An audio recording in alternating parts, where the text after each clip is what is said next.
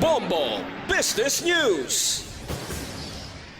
Gin-flag sang World Bank ang estado sa Pilipinas nga may pinakamataas subong nga balayran sa kuryente sa bilog nga Southeast Asia. Ini ang kasunod sang report halin sa Department of Energy o DOE nga nagalabot na ang average power price sa Pilipinas sa 12 pesos and 43 centavos per kilowatt hour sang Hunyo. Lapaw ini sang 9 centavos per kilowatt hour sa average rate sang Singapore. Ginangot sang ahensyang mataas nga electricity costs sa nagapadayon nga supply constraints ilabi na sa Visayas kung sa diin may power plant outages. Sunod sa World Bank, hindi lamang ang mga panimalay ang naapektuhan sa mataas nga sukot sa kuryente, kundi pati man ang mga negosyo. Bangod sini nagasaka man ang presyo sang pagkaon, ang transportasyon, kag iban pa nga mga serbisyo sa pungsod, samtang nagaluya ang abilidad sa Pilipinas nga makapangengganyo sa mga investment kag makahimo sang mas madamo nga maayo ang sweldo nga mga trabaho. Gintudlo sang World Bank nga isa sa mga nagapanguna nga rason sa mahal nga kuryente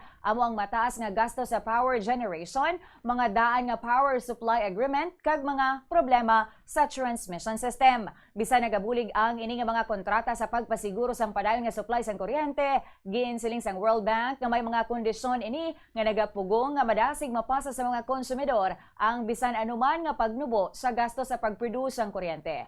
Ginadugangan pa sini sang mahal nga emergency power purchases kung may kakulangan sa supply kag sang limitado nga kompetisyon sa power generation sector.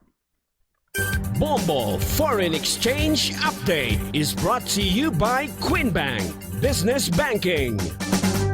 Ini nga exchange rate gan basa naton sa closing transactions ang Bankers Association of the Philippines sa CONBOP kag sa Bangko Sentral ng Pilipinas sa BSP kahapon sang hapon. Maga-resume ang transaksyon subong aga 60 pesos and 82 centavos ang baylo sang isa ka US dollar, 7 pesos and 76 centavos ang baylo sang isa ka Hong Kong dollar, 47 pesos and 52 centavos ang Singapore dollar, 16 pesos and 20 centavos ang Saudi Real kag 70 pesos and 32 centavos ang baylo sang isa ka euro.